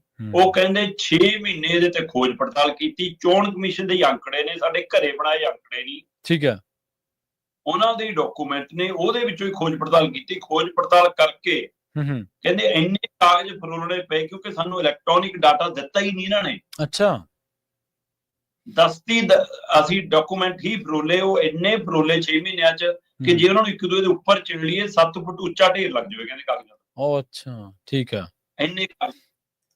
ਉਹ ਕਹਿੰਦੇ ਹਰਿਆਣਾ, ਕਹਿੰਦੇ ਸਵਾਲ ਹੈ ਕਿ ਹਰਿਆਣੇ ਚ 39.94 ਇਹਨਾਂ ਨੂੰ ਵੋਟ ਹੈ, 39.9 ਸਾਨੂੰ ਵੋਟ ਹੈ ਨਾ। 22,000 ਦੀਆਂ ਵੋਟਾਂ ਦੇ ਹੇਰ-ਫੇਰ ਨਾਲੇ ਅਸੀਂ ਕਹਿੰਦੇ ਜੀ 8 ਸੀਟਾਂ ਹਾਰ ਗਏ ਤੇ ਹਰਿਆਣਾ ਹਾਰ ਗਏ। 55 ਲੱਖ ਇਹਨਾਂ ਨੂੰ ਪਈ ਹੈ, 54 ਲੱਖ ਸਾਨੂੰ ਪਈ ਹੈ ਜੀ। ਮਹਾਰਾਸ਼ਟਰ ਚ ਅਸੀਂ ਲੋਕ ਸਭਾ ਚੋਣਾਂ ਚ ਨੇਰੀ ਲਿਆਤੀ ਤੇ ਉਹ ਲੋਕ ਇੰਨੀ ਛੇਤੀ ਕਿਹੜੀ ਗੱਲ ਤੋਂ ਨਾਰਾਜ਼ ਹੋ ਕੇ ਭੱਜ ਗਏ ਜੀ। ਉਹ ਕਹਿੰਦੇ ਮਹਾਰਾਸ਼ਟਰ 40 ਲੱਖ ਜਾਰੀ ਵੋਟਾਂ ਤੇ ਉਂਗਲ ਧਰੀ ਹੈ ਉਹਨਾਂ ਨੇ। ਜੀ ਜੀ, ਸਹੀ ਹੈ। ਨਾਟਕਾ ਚ ਕਹਿੰਦੇ ਅੰਕੜਿਆਂ ਦੇ ਹਿਸਾਬ ਨਾਲ ਹਿਸਾਬ ਲਾ ਕੇ ਦੇਖ ਲਓ, ਉੱਥੇ 16 ਸੀਟਾਂ ਜਿੱਤ ਰਹੇ ਆ, ਫਿਰ 8 ਕਿਉਂ ਜਿੱਤੇ ਆ? 9 ਸੀਟਾਂ ਆਈਆਂ ਉੱਥੇ। ਉਹ ਕਹਿੰਦੇ ਇੱਥੋਂ ਫਿਰ ਉਹਨਾਂ ਨੇ 5 ਨੁਕਤੇ ਸਾਹਮਣੇ ਰੱਖੇ ਚੋਣ ਚੋਰੀ ਦੇ, ਵੋਟ ਚੋਰੀ ਦੇ। ਠੀਕ ਆ। ਉਹ ਕਹਿੰਦੇ ਵੀ ਸਭ ਤੋਂ ਪਹਿਲਾ ਸਵਾਲ ਤਾਂ ਇਹ ਆ ਕਿ ਵੀ ਜਾਲੀ ਡੁਪਲੀਕੇਟ ਵੋਟਰ ਕਿਵੇਂ ਆ। ਚੋਣ ਕਮਿਸ਼ਨ ਦਾ ਕੰਮ ਕੀ ਹੈ? ਕਹਿੰਦੇ ਉਹਨਾਂ ਨੇ ਇੱਕ ਹਲਕੇ ਦੀ ਉਦਾਹਰਨ ਦੇ ਕੇ 5 ਨੁਕਤਿਆਂ ਨਾਲ ਸਮਝਾਇਆ ਕਿ ਪੂਰੇ ਮੁਲਕ ਚ ਕਿਵੇਂ ਵਾਪਰਿਆ। ਠੀਕ ਹੈ। ਉਹ ਇੱਕ ਹਲਕੇ ਦੀ 6.5 ਲੱਖ ਵੋਟ ਹੈ, ਉਹਦੇ ਵਿੱਚ ਲੱਖ ਵੋਟ ਚੋਰੀ ਵਾਲੀ ਹੈ। ਇੱਕ ਹਲਕੇ ਚ ਲੱਖ ਵੋਟ ਚੋਰੀ ਵਾਲੀ ਹੈ, ਫਿਰ 5 ਲੱਖ ਵੋਟ ਜਿੱਧਰ ਮਰਜੀ ਵੱਡੀ ਦਿੰਦੀ ਜਾਓ ਤੇ ਲੱਖ ਨੇ ਕੰਮ ਕਰ ਦੇਣਾ। ਲੱਖ ਨੇ ਤਾਂ ਕੰਮ ਕਰ ਹੀ ਜਾਣਾ। ਸਹੀ ਹੈ। ਉਹ ਕਹਿੰਦੇ ਡੁਪਲੀਕੇਟ ਵੋਟ, ਇਸ 1 ਲੱਖ ਦੇ ਵਿੱਚ 11,965 ਡੁਪਲੀਕੇਟ ਵੋਟਰ। ਮਤਲਬ ਤੁਸੀਂ ਆਪਣੇ ਜਿੱਥੇ ਰਹਿੰਦੇ ਹੋ ਉਸ ਟਿਕਾਣੇ ਦੇ ਹਵਾਲੇ ਨਾਲ ਤੁਹਾਡੀ ਇੱਕ ਬੂਥ ਦੇ ਉੱਤੇ ਵੋਟ ਬਣੀ ਹੈ। ਤੁਹਾਡਾ ਹੀ ਨਾਮ ਹੈ, ਤੁਹਾਡੇ ਹੀ ਪਿਤਾ ਦਾ ਨਾਮ ਹੈ, ਤੁਹਾਡਾ ਬੂਥ ਬਦਲ ਗਿਆ। ਅਜਿਹੀਆਂ ਇੱਕ ਹਲਕੇ ਚੋਂ 11,965 ਵੋਟਾਂ ਉਹਨਾਂ ਨੇ ਪਿੰਨ ਪੁਆਇੰਟ ਕਰਕੇ ਸਾਹਮਣੇ ਰੱਖਤੀਆਂ। ਕਿਆ ਚੱਕੋ ਜੀ ਆ ਡੁਪਲੀਕੇਟ ਵੋਟਾਂ ਨੇ। ਜੇ ਇੱਕ ਹਲਕੇ ਚ ਨੇ ਤਾਂ ਬਾਕੀ ਜੀ ਸਹੀ ਹੈ। ਇੱਕੋ ਬੰਦਾ ਪਿਓ ਦੀ ਔਲਾਦ ਵੋਟਾਂ ਪਾ ਰਿਹਾ ਉਹ 4 ਥਾਂ। ਫਿਰ ਜਾਲੀ ਪਤੇ 40,000 ਤੋਂ ਵੱਧ, 40,009 ਇੱਕ ਹਲਕੇ ਦੇ ਹਿਸਾਬ ਨਾਲ ਉਹਨਾਂ ਨੇ ਕੱਢ ਕੇ ਅੰਕੜਾ ਰੱਖਤਾ ਕਿ 40,009 ਉਹ ਨੇ ਜੀ ਜਿਹੜੇ ਜਾਲੀ ਪਤੇ ਨੇ। ਮਤਲਬ ਤੁਹਾਡੀ ਵੋਟ ਦਰਜ ਹੈ, ਤੁਹਾਡਾ ਨਾਂ ਦਰਜ ਹੈ, ਤੁਹਾਡੇ ਪਿਤਾ ਦਾ ਨਾਂ ਦਰਜ ਹੈ, ਤੁਹਾਡੀ ਫੋਟੋ ਲੱਗੀ ਹੈ, ਤੁਹਾਡਾ ਪਤਾ ਲਿਖਿਆ। ਪਤੇ ਤੇ ਜਾਓ, ਅੱਗੇ ਸ਼ਰਾਬ ਦੀ ਫੈਕਟਰੀ ਲੱਭਦੀ ਹੈ। ਪਤੇ ਤੇ ਜਾਓ, ਅੱਗੇ ਰੜਾ ਮੈਦਾਨ ਪਿਆ, ਖਾਲੀ ਜੰਗਲ, ਘਰ ਨਹੀਂ। ਪਤੇ ਤੇ ਜਾਓ, ਕੋਈ ਝੋਪੜ ਪੱਟੀ ਹੈਗੀ ਹੈ, ਉੱਥੇ ਉਹ ਬੰਦਾ ਰਹਿੰਦਾ ਹੀ ਨਹੀਂ ਜਿਹਦਾ ਨਾਂ ਹੈ। ਉਹਨਾਂ ਨੂੰ ਪਤਾ ਹੀ ਨਹੀਂ ਜੇ ਕਿਸ ਦਾ ਘਰ ਬਾਰ ਹੈ ਉਸ ਪਤੇ ਤੇ, ਕਿ ਇੱਥੇ ਵੀ ਕੋਈ ਇਹ ਕੁਛ ਹੈਗਾ। ਫੈਕਟਰੀਆਂ ਦੇ, ਦੁਕਾਨਾਂ ਦੇ ਨਾਂ ਦੇ ਉੱਤੇ ਜਿਵੇਂ ਉਹ ਟਰੱਕ ਵਾਲੀਆਂ ਨੰਬਰ, ਸਕੂਟਰ ਵਾਲੀਆਂ ਨੰਬਰ ਪਲੇਟਾਂ ਟਰੱਕਾਂ ਤੇ ਲਾ ਕੇ ਮਾਲ ਢੋਲਿਆ, ਉਹ ਕੰਮ। ਇਹ 40,000 ਅਜਿਹਾ ਮਾਮਲਾ ਫੜ ਹੋਇਆ ਜੀ ਇੱਕ ਹਲਕੇ ਚ। ਫਿਰ ਆ ਗਿਆ ਤੀਜਾ, ਇੱਕ ਪਤੇ ਤੇ ਦਰਜ ਵੋਟਾਂ। ਮਤਲਬ ਇੱਕ ਘਰ 'ਚ 4 ਜੀ ਵੀ ਹੋ ਸਕਦੇ ਆ, ਇੱਕ ਘਰ 'ਚ 6 ਵੀ ਹੋ ਸਕਦੇ, ਇੱਕ ਘਰ 'ਚ 10-12 ਵੀ ਹੋ ਸਕਦੇ ਆ, ਪਰ ਇੱਕ ਘਰ 'ਚ 80 ਮੈਂਬਰ ਵੀ ਹੋ ਸਕਦੇ ਆ। ਘਰ ਹੈ ਕਿ ਧਰਮਸ਼ਾਲਾ? ਸਹੀ ਹੈ। ਇੱਕ ਘਰ 'ਚ 46 ਵੋਟਾਂ। ਅਜਿਹੀਆਂ 10,452 ਵੋਟਾਂ ਫੜੀਆਂ ਇੱਕ ਹਲਕੇ 'ਚ, ਜਿਹੜੀਆਂ ਇੱਕ ਘਰ 'ਚ ਇੰਨੇ ਪਤਿਆਂ ਤੇ ਬਣੀਆਂ ਨੇ, ਜਿਹੜੀ ਜਦੋਂ ਕਿ ਉੱਥੇ ਕੋਈ ਰਹਿੰਦੇ ਹੀ ਨਹੀਂ ਉਹਨਾਂ ਨੇ ਜੀ। ਫਿਰ ਤਸਵੀਰ ਹੈ ਹੀ ਨਹੀਂ। ਮਤਲਬ ਚੋਣ ਕਮਿਸ਼ਨ ਦੀ ਪਹਿਲੀ ਹਦਾਇਤ ਹੈ ਕਿ ਵੋਟਰ ਕਾਰਡ ਤੇ ਫੋਟੋ ਤੇ ਵੋਟਰ ਸੂਚੀ ਤੇ ਫੋਟੋ, ਉਹਦਾ ਮਿਲਾਨ ਹੋਣਾ ਜ਼ਰੂਰੀ ਹੈ। ਏਜੰਟਾਂ ਦੀ ਵੀ ਜ਼ਿੰਮੇਵਾਰੀ ਹੈ ਤੇ ਚੋਣ ਅਧਿਕਾਰੀਆਂ ਦੀ ਵੀ ਜ਼ਿੰਮੇਵਾਰੀ, ਜਿਹੜੇ ਵੋਟਾਂ ਪਾਉਂਦੇ ਨੇ। ਆਨ ਕਰਕੇ ਦੇਖਣਾ ਉਹੀ ਬੰਦਾ, ਜੀ, ਉਹ ਫੋਟੋ ਹੀ ਨਹੀਂ। ਬਿਨਾਂ ਫੋਟੋ ਤੋਂ ਵੋਟ ਕਿਵੇਂ ਬਣ ਗਈ? ਜਦੋਂ ਕਿ ਜੇ ਵੋਟਰ ਕਾਰਡ ਨਹੀਂ ਹੈਗਾ, ਕਿਸੇ ਹੋਰ ਡਾਕੂਮੈਂਟ ਦੇ ਆਧਾਰ ਤੇ ਵੋਟ ਪੈਣੀ ਹੈ, ਤਾਂ ਵੋਟ ਉਸੇ ਡਾਕੂਮੈਂਟ ਦੇ ਆਧਾਰ ਤੇ ਪੈਂਦੀ ਹੈ ਜਿਹਦੇ 'ਚ ਵੋਟ ਲੱਗੀ ਹੋਵੇ, ਫੋਟੋ ਲੱਗੀ ਹੋਵੇ ਤੁਹਾਡੀ। ਸਹੀ। ਚਾਹੇ ਤੁਹਾਡਾ ਪਾਸਪੋਰਟ ਹੋਵੇ, ਚਾਹੇ ਤੁਹਾਡੀ ਬੈਂਕ ਦੀ ਕਾਪੀ ਹੋਵੇ, ਹੈ ਨਾ, ਚਾਹੇ ਤੁਹਾਡਾ ਆਧਾਰ ਕਾਰਡ ਹੋਵੇ, ਉਹ 'ਚ ਫੋਟੋ ਹੈ ਤੁਹਾਡੀ। ਤੇ ਬਿਨਾਂ ਫੋਟੋ ਤੋਂ ਕਿਵੇਂ ਬਣ ਗਈਆਂ? 4132 ਇੱਕ ਹਲਕੇ 'ਚ ਜਿਹੜੀਆਂ ਵੋਟਾਂ ਬਣੀਆਂ, ਜਿਹੜੀਆਂ ਬਿਨਾਂ ਫੋਟੋ ਤੋਂ ਹੀ ਬਣੀਆਂ ਨੇ, ਤੇ ਪਈਆਂ ਵੀ ਨੇ, ਭੁਗਤੀਆਂ ਵੀ ਨੇ। ਠੀਕ ਹੈ। ਫਿਰ ਫਾਰਮ 6 ਜਾਲਸਾਜੀ। ਫਾਰਮ 6 ਦਾ ਮਤਲਬ ਇਹ ਪਹਿਲੀ ਵਾਰ ਵੋਟ ਬਣੀ ਹੈ ਜੀ ਤੁਹਾਡੀ। 33,492 ਦੇ ਕਰੀਬ ਅਜਿਹੀਆਂ ਵੋਟਾਂ ਫੜ ਹੋਈਆਂ, ਜਿਹੜੀਆਂ ਫਾਰਮ 6 ਦੇ ਤਹਿਤ ਨਵੀਆਂ ਵੀ ਬਣੀਆਂ ਸੀ ਤੇ ਪਹਿਲਾਂ ਵੀ ਬਣੀਆਂ ਹੋਈਆਂ। ਤੇ ਫਿਰ ਉਹ ਸਿਆਹੀ ਕਿੱਥੇ ਚਲੀ ਜਾਂਦੀ ਹੈ? ਕੌਣ ਪਾ ਜਾਂਦਾ ਉਹਨਾਂ ਦੀ ਵੋਟ 2 ਵਾਰ 3 ਵਾਰ? ਸਹੀ ਹੈ। ਇਹ ਸਵਾਲ ਨੇ। ਸੋ 33,492 ਇੱਕ ਹੈ ਜੀ ਫਾਰਮ ਵਾਲੀਆਂ ਜਾਲੀ ਵੋਟਾਂ, 40,000 ਇੱਕ ਹੈ ਜਾਲੀ ਪਤੇ ਵਾਲੀਆਂ ਵੋਟਾਂ, 11,000 ਡੁਪਲੀਕੇਟ ਵੋਟਾਂ ਨੇ, 10,000 ਇੱਕ ਪਤੇ ਤੇ ਦਰਜ ਗਲਤ ਵੋਟਾਂ ਨੇ, ਤਸਵੀਰ ਵਾਲੀਆਂ 4,000 ਨੇ। ਮਿਲਾ ਕੇ 1 ਲੱਖ ਤੋਂ ਉੱਪਰ ਜਾਂਦਾ ਜੀ ਆંકੜਾ ਇੱਕ ਹਲਕੇ ਦਾ। ਵਿਰੋਧੀ ਧਿਰ ਦਾ ਲੀਡਰ ਕਹਿੰਦਾ ਵੀ ਕਿ ਹੋਰ ਨਹੀਂ ਤਾਂ ਜੁਡੀਸ਼ੀਅਲ ਖੁਦੇ ਨੋਟਿਸ ਲੈ ਲਵੇ। ਮੈਂ ਕਹਿੰਦਾ ਆਪਾਂ ਇਹ ਮੰਨ ਕੇ ਚੱਲੀਏ ਕਿ ਰਾਹੁਲ ਗਾਂਧੀ ਦੇ ਸਾਰੇ ਆંકੜੇ ਆਪਣੀ ਹਾਰ ਦੀ ਤਕਲੀਫ ਚੋਂ। ਠੀਕ ਹੈ। ਆਪਾਂ ਇਹ ਗੱਲ ਮੰਨ ਲਈਏ ਕਿ ਉਹ ਹਾਰ ਰਿਹਾ ਤਾਂ ਉਹਨੂੰ ਇਹ ਆંકੜੇ ਫਰੋਲਣ ਦੀ ਫਿਕਰ ਪੈ ਰਹੀ ਹੈ, ਲੋਕਤੰਤਰ ਦੀ ਫਿਕਰ ਥੋੜਾ, ਆਪਣੀ ਹਾਰ ਦੀ ਫਿਕਰ। ਪਰ ਵੋਟਰ ਤਾਂ ਜਾਣਨਾ ਚਾਹੁੰਦਾ ਕਿ ਮੇਰੇ ਨਾਲ ਧੋਖਾ ਕਾਹਦਾ ਬਈ? ਹਾਂ, ਸਹੀ ਹੈ। ਲੋਕਾਂ ਦਾ ਤਾਂ ਹੱਕ ਹੈ ਨਾ। ਹੱਕ ਹੈਗਾ, ਬਿਲਕੁਲ। ਮਰਜ਼ੀ ਨਾਲ ਮਤਲਬ ਵੋਟ ਪਾ ਰਹੇ ਆ ਤਾਂ ਉਹਦੀ ਗਿਣਤੀ ਨਹੀਂ ਕੋਈ ਹੈਗੀ, ਜਦੋਂ ਤੁਸੀਂ ਉਹਦੇ ਉੱਪਰ ਆਪਣੀਆਂ ਵੋਟਾਂ ਚੜ੍ਹ ਲਈ। ਜੀ। ਹੋ ਸਕਦਾ ਉਹ ਤੁਹਾਨੂੰ ਇਹ ਪਾਉਣਾ ਚਾਹੁੰਦਾ ਹੋਵੇ, ਪਰ ਤੁਸੀਂ ਆਪ ਆ ਖੇਲਾ ਕਰਕੇ ਆਪਣਾ ਜਲੂਸ ਕਢਾ ਲਿਆ। ਸੋ ਇਸ ਤਰੀਕਾਕਾਰ ਨੇ ਲੋਕਤੰਤਰ ਦਾ ਘਾਣ ਕਰਤਾ। ਤੇ ਮੈਂ ਪਹਿਲੇ ਦਿਨ ਤੋਂ ਗੱਲ ਕਰਦਾ ਹਾਂ ਕਿ ਜਦੋਂ ਚੋਣ ਕਮਿਸ਼ਨ ਤੇ ਕੋਈ ਖੇਤਰੀ ਪਾਰਟੀ, ਖੇਤਰੀ ਲੀਡਰ, ਰਾਸ਼ਟਰੀ ਪਾਰਟੀ, ਰਾਸ਼ਟਰੀ ਲੀਡਰ ਕੋਈ ਉਂਗਲ ਧਰਦਾ ਤਾਂ ਬੀਜੇਪੀ ਨੂੰ ਤਕਲੀਫ ਹੁੰਦੀ ਹੈ। ਸਹੀ ਹੈ। ਸਵਾਲ ਤਾਂ ਚੋਣ ਕਮਿਸ਼ਨ ਨੂੰ ਹੈ ਤੇ ਬੀਜੇਪੀ ਦੀ ਤਕਲੀਫ ਹੈ, ਇਸ ਲਈ ਹੈ ਕਿ ਫਿਰ ਮਿਲੀ ਭੁਗਤ, ਚੋਰ ਮਸੇਰਾ। ਸੋ ਇਹ ਮਿਲ ਕੇ ਖੇਡਿਆ ਜਾ ਰਿਹਾ ਖੇਲ, ਇਹ ਬਹੁਤ ਵੱਡਾ ਖੁਲਾਸਾ। ਤੇ ਮੈਨੂੰ ਲੱਗਦਾ ਭਾਜਪਾ ਨੂੰ ਸੱਤਾਧਾਰੀ ਧਿਰ ਨੂੰ ਭੱਜਣ ਨੂੰ ਥਾਂ ਨਹੀਂ ਮਿਲਣੀ। ਰਾਸ਼ਟਰੀ ਮੀਡੀਆ ਚੜਾ ਲਵੇ ਜਿੰਨੀ ਪਰਤ ਚੜ੍ਹਦੀ ਹੈ। ਇਹ ਲੋਕਤੰਤਰ ਦੇ ਹਵਾਲੇ ਨਾਲ ਇੱਕ ਵੱਡਾ ਪਹਿਲੂ ਸਾਹਮਣੇ ਆਇਆ। ਹੁਣ ਕਈ ਲੋਕ ਕਹਿ ਰਹੇ ਆ ਵੀ ਉਹ ਚੋਣ ਕਮਿਸ਼ਨ ਉਹ ਤੋਂ ਐਫੀਡੈਵਿਟ ਮੰਗ ਰਿਹਾ ਕਿ ਬਈ ਤੂੰ ਆਪਣੀ ਸਿਆਹੀ ਆਪਣੀ ਜਿਹੜੀ ਸਹੀ ਗੱਲ ਆ ਉਹਨੂੰ ਸਾਬਤ ਕਰਨ ਦੇ ਲਈ ਐਫੀਡੈਵਿਟ ਦੇ ਦੇ। ਉਹ ਕਹਿੰਦਾ ਜਿਹੜੀ ਮੈਂ ਗੱਲ ਕਹੀ ਆ ਉਹਦੇ ਤੇ ਤੁਸੀਂ ਆਪਦਾ ਪੁਣਛਾਣ ਕਰਾ ਲਓ, ਜੇ ਮੈਂ ਗਲਤ ਹੋਇਆ ਤਾਂ ਮੇਰੇ ਤੇ ਜੋ ਮਰਜ਼ੀ ਡੈਫੇਮੇਸ਼ਨ ਪਾ ਦਿਓ, ਡੈਫੇਮੇਸ਼ਨ ਪਾਉਣੀ ਹੈ ਤਾਂ ਨਹੀਂ ਤਾਂ ਮੁਕੱਦਮਾ ਕਰ ਦਿਓ ਕਿਸੇ ਵੀ ਤਰ੍ਹਾਂ ਦਾ। ਪਰ ਜਿਸ ਤਰੀਕੇ ਨਾਲ ਟੀਮ ਨੇ ਕੰਮ ਕੀਤਾ, ਰਾਹੁਲ ਗਾਂਧੀ ਨੇ ਨਹੀਂ ਬਲਕਿ ਉਹਦੀ ਟੀਮ ਨੇ ਜਿਸ ਤਰੀਕੇ ਦੇ ਨਾਲ ਇਹਦੇ ਤੇ ਪੜਤਾਲ ਕੀਤੀ ਹੈ, ਉਹ ਵਾਕਈ ਕਾਬਲੇ ਤਾਰੀਫ ਹੈ। ਔਰ ਮੈਨੂੰ ਲੱਗਦਾ ਉਸ ਤੋਂ ਬਾਅਦ ਸ਼ਾਇਦ ਅਫੀਸ਼ੀਅਲ ਤੌਰ ਤੇ ਚੋਣ ਕਮਿਸ਼ਨ ਵੱਲੋਂ ਹਾਲੇ ਕੋਈ ਇਹਨਾਂ ਚੀਜ਼ਾਂ ਦਾ ਖੰਡਨ ਨਹੀਂ ਹੋਇਆ, ਜਿੰਨਾ ਚਿਰ ਆਪਾਂ ਇਹ ਖਬਰ ਕੁਛ ਨਹੀਂ। ਜੀ। ਉਹ ਅਗਲੀ ਗੱਲ ਕਰੀਏ ਮੋਦੀ ਸਾਹਿਬ ਦੀ, ਕਹਿੰਦੇ ਕਿਸਾਨਾਂ ਦਾ ਫਿਕਰ ਜਤਾ ਰਹੇ ਨੇ। ਇੱਥੋਂ ਤੱਕ ਗੱਲ ਕਹਿ ਰਹੇ ਨੇ ਕਿ ਮੰਡੀ ਨਹੀਂ ਖੋਲਣ ਦੇਊਂਗਾ, ਆਪਣੇ ਕਿਸਾਨਾਂ ਦੀ ਗੱਲ ਕਰੂੰਗਾ, ਕਿਰਤੀਆਂ ਦੀ, ਮਛੇਰੇ ਭਰਾਵਾਂ ਦੇ ਨਾਲ ਖੜਾ ਹੈ। ਪਰ ਟਰੰਪ ਦਾ ਨਾਂ ਹਲੇ ਵੀ ਨਹੀਂ ਲੈ ਰਹੇ। ਬਿਲਕੁਲ ਪ੍ਰਵੀਨ ਜੀ, ਇਹ ਆਪਣੇ ਆਪ 'ਚ ਸਵਾਲ ਹੈ। ਇਹ ਨਰਿੰਦਰ ਮੋਦੀ ਵਾਹਿਗੁਰੂ ਜੀ, ਨਰਿੰਦਰ ਮੋਦੀ ਉਹਦੀ ਭਾਰਤ ਦੇ ਪ੍ਰਧਾਨ ਮੰਤਰੀ ਨੇ। ਤੇ ਜੇ ਭਾਰਤ ਮੁਲਕ ਦੇ ਉੱਤੇ ਕੋਈ ਉਂਗਲ ਧਰਦਾ ਹੈ, ਕੋਈ ਉਸ ਨੂੰ ਡਰਾਉਣ ਧਮਕਾਉਣ ਦੀ ਕੋਸ਼ਿਸ਼ ਕਰਦਾ, ਤਾਂ ਭਾਰਤ ਦੀ ਢਾਲ ਬਣ ਕੇ ਕਿਹਨੇ ਖੜਨਾ? ਪ੍ਰਧਾਨ ਮੰਤਰੀ ਨੇ, ਹੋਰ ਕਿਹਨੇ? ਉਹ ਕਾਹਦੇ ਲਈ 5 ਇੰਚ ਦੀ ਛਾਤੀ ਹੈ? ਮੈਂ ਤਾਂ ਕਹਿੰਦਾ ਫੀਤਾ ਲੈ ਕੇ ਨਾਪ ਲਓ, ਕਿਤੇ 5 ਗਾਇਬ ਤਾਂ ਨਹੀਂ ਹੋ ਗਏ ਜਾਂ 6 ਗਾਇਬ ਤਾਂ ਨਹੀਂ ਹੋ ਗਏ ਵਿੱਚੋਂ। ਸੋ ਇਹ ਚੈੱਕ ਕਰਨ ਦੀ ਲੋੜ ਹੈ ਕਿ ਜੇ 6 ਗਾਇਬ ਹੋ ਗਿਆ ਫਿਰ 5 ਰਹਿ ਗਈ, ਜੇ 5 ਗਾਇਬ ਹੋ ਗਿਆ ਫਿਰ ਤਾਂ 6 ਰਹਿ ਗਈ। ਸੋ 5 ਇੰਚ ਹੈ ਵੀ ਹੈ ਕਿ ਨਹੀਂ? ਜੀ। ਹੁਣ ਇਸ ਸਾਰੀ ਪ੍ਰਕਿਰਿਆ ਦੇ ਦਰਮਿਆਨ ਸਵਾਮੀਨਾਥਨ ਹੋਰਾਂ ਦੀ ਜਨਮ ਸ਼ਤਾਬਦੀ ਆ ਜੀ ਕਿ ਉਸ ਜਨਮ ਸ਼ਤਾਬਦੀ ਜੇ ਮੋਦੀ ਜੀ ਜਾਣਗੇ ਤਾਂ ਫਿਰ ਕਿਸਾਨਾਂ ਦੀ ਗੱਲ ਤਾਂ ਕਰਨੀ ਪਊਗੀ ਜੇ ਸਵਾਮੀਨਾਥਨ ਦੀ ਸ਼ਤਾਬਦੀ ਤੇ ਜਾਣਾ। ਕਿਸਾਨ ਤਾਂ ਚੇਤੇ ਆਏ ਨਾ। ਤੁਸੀਂ ਇੱਕ ਹੀ ਗੱਲ ਭਾਰਤ ਦੀ ਸੰਸਦ 'ਚ ਖੜ ਕੇ ਕਿਉਂ ਨਹੀਂ ਕਹਿ ਰਹੇ? ਸਹੀ, ਜਿਹਦਾ ਕੋਈ ਅਰਥ ਹੈ, ਤੇ ਤੁਸੀਂ ਉਸ ਸ਼ਤਾਬਦੀ ਤੇ ਜਾ ਕੇ ਭਾਸ਼ਣਬਾਜ਼ੀ ਕਰ ਰਹੇ ਹੋ। ਤੁਸੀਂ ਧਾਰਕ ਤੌਰ ਤੇ ਨੋਟ ਕਿਉਂ ਨਹੀਂ ਕਰਾਉਂਦੇ, ਦਰਜ ਕਿਉਂ ਨਹੀਂ ਕਰਾਉਂਦੇ? ਤੇ ਬਕਾਇਦਾ ਜਿਹੜਾ ਲੁੱਟਣਾ ਚਾਹੁੰਦਾ ਭਾਰਤ ਦੀ ਕਿਸਾਨੀ ਨੂੰ, ਜਿਹੜਾ ਆਪਣੇ ਸਮਝੌਤਿਆਂ ਤਹਿਤ ਇਹ ਦਬਾਉਣਾ ਚਾਹੁੰਦਾ, ਉਹਦਾ ਜ਼ਿਕਰ ਕਿਉਂ ਨਹੀਂ ਕਰਦੇ ਚੋਰ ਦਾ? ਉਹਦਾ ਨਾਂ ਲੈਣੋਂ ਕਿਉਂ ਡਰ ਹੈ? ਜੀ ਸਹੀ ਹੈ। ਅਜੇ ਵੀ ਟਰੰਪ ਦਾ ਨਾਂ ਨਹੀਂ ਜੀਭ ਤੇ ਆ ਰਿਹਾ।